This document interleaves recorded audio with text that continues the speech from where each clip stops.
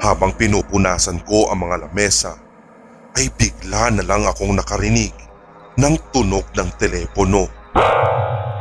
Tinawag ako nung babaeng nasa tabi ng pinto at sinabing para sa akin daw ang tawag.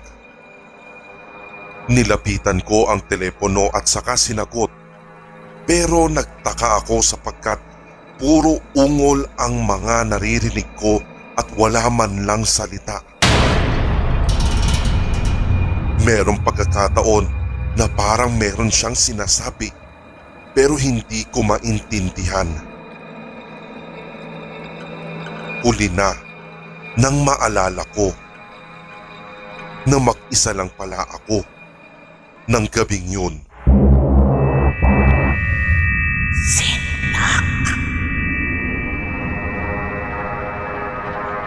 Anniversary namin ngayon.